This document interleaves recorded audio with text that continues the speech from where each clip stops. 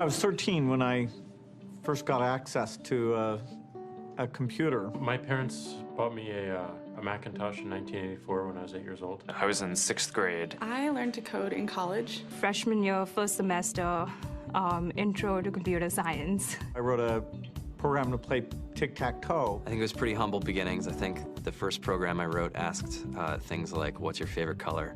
Or how old are you? I first learned how to make a green circle and a red square appear on the screen. The first time I actually had something come up and say, hello world, and I made a computer do that. It was just astonishing. Learning how to program didn't start off as wanting to learn all of computer science or trying to master this discipline or anything like that. It just started off because I wanted to do this one simple thing. I wanted to make something that was fun for myself and my sisters. And I wrote this little program and then basically just add a little bit to it. And then when I needed to learn something new, I looked it up either in a book or on the internet and then added a little bit to it. It's really not unlike kind of playing an instrument or something, or playing a sport. It starts out being very intimidating, but you kind of get the hang of it over time.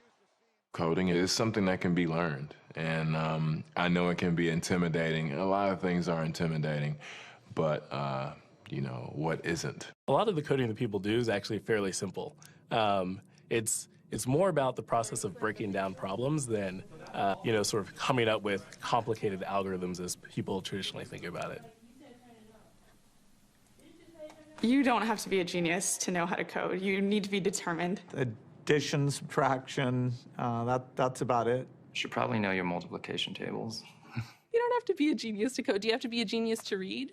Even if you want to become a race car driver or play baseball or, you know, build a house, all of these things have been turned upside down by software. What it is, you know, computers are everywhere. You want to work in agriculture?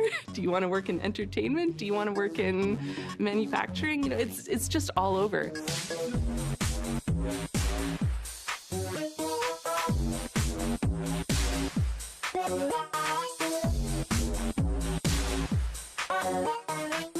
Here we are, 2013.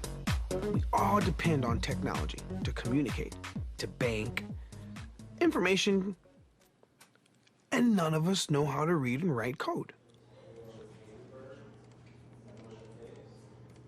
When I was in school, I was in this after-school group called the Whiz Kids, and when people found out, they laughed at me and, you know, all these things. And I'm like, man, I don't care. I think it's cool, and, you know, I'm learning a lot, and some of my friends have jobs.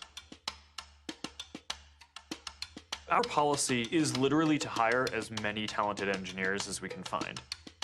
The whole limit in the system is just that there just aren't enough people who are trained and have these skills today. To get the very best people, we try to make the office as awesome as possible.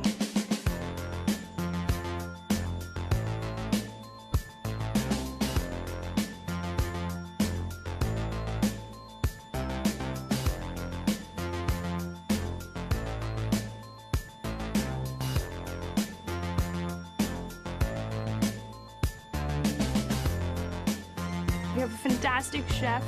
Free food, Breakfast, lunch, and dinner. free laundry, snacks, even places to play and video games and scooters. There's all these kind of interesting things around the office and places where people can play or relax or go to think or play music or be creative.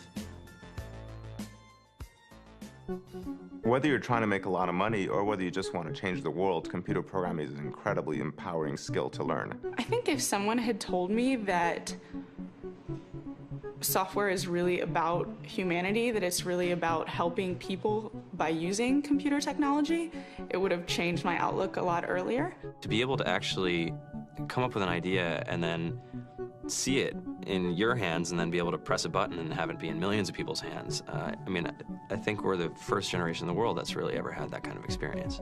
Just to think that, I mean, you can start something in your college dorm room and you can have a set of people who haven't built a big company before come together and build something that 1 billion people use as part of their daily lives is just crazy to think about, right? It's humbling and it's amazing. The programmers of tomorrow are the wizards of the future. You know, you're going to look like you have magic powers compared to everybody else. I think it's amazing. I think it's the closest thing we have to a superpower. Great coders are today's rock stars. That's it.